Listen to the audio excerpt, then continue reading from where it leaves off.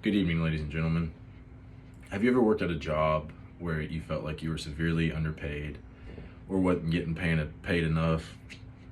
Well, I can tell you for one that I have been in that boat because I'm from Alabama, and along with Tennessee, Louisiana, Mississippi, and South Carolina, we all, and from those states, don't have a state minimum wage, which means that we have a federal minimum wage. And the federal minimum wage is $7.25 an hour. According to foreignUSA.com, the federal minimum wage has not been raised in 12 years. While there are many things to consider while creating a minimum wage and being able to meet it, Alabama put into effect the Fair Labor Standards Act, which means anybody under 20 getting a job won't get paid the full $7.25 until 90 days of their employment. As well as when full-time students try to get a job, they make 75% of the minimum wage, which is $5.43. And here is the state trend from Alabama. And as you can see, it doesn't go back 12 years, but as you can see, it has not changed in a really, really long time.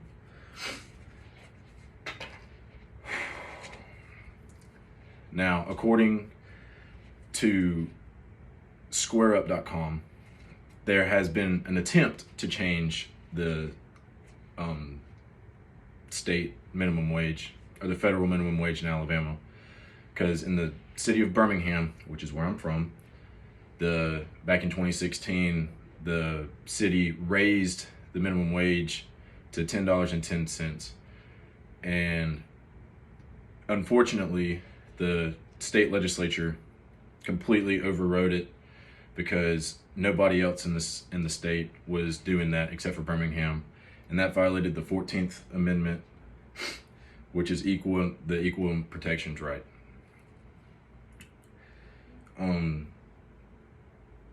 The NAACP challenged this at first and ended up getting the presumption law, which is the state overturns it and the city does not get a minimum wage. Now, overtime pay in Alabama, if you have the minimum wage, it is $10.88 for over a 40-hour week. Over a 40-hour week is the only time you get overtime pay.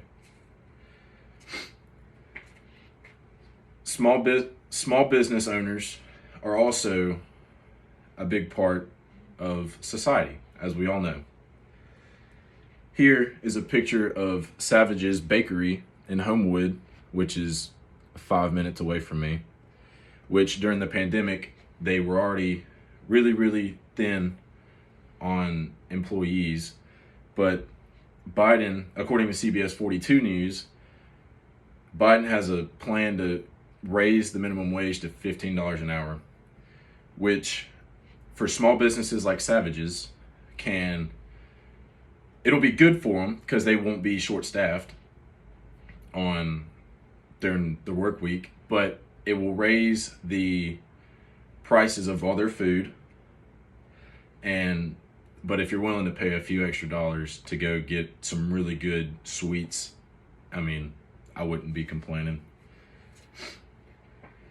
As you heard me say earlier, the minimum wage is $7.25, and that hasn't been raised in 12 years.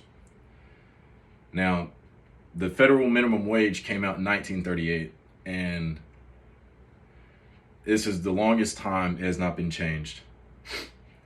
Now, in Alabama, the minimum wage is $7.25, and people, to live comfortably in Alabama, they have to make $20 an hour to live comfortably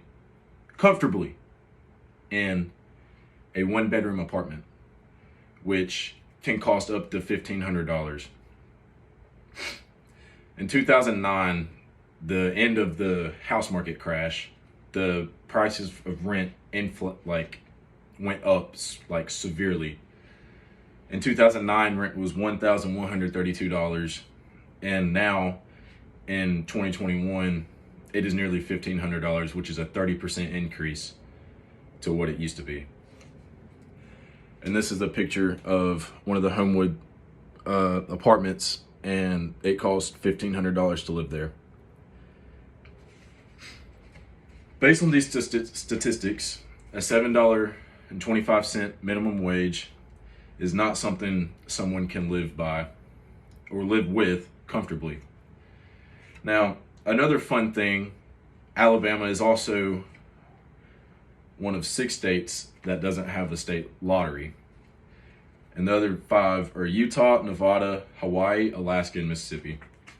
And as we all know, the lottery can be good for a state because a state can make a lot of money. But Alabama does not have one. And I think if we got a lottery, it could help us a lot. Thank you.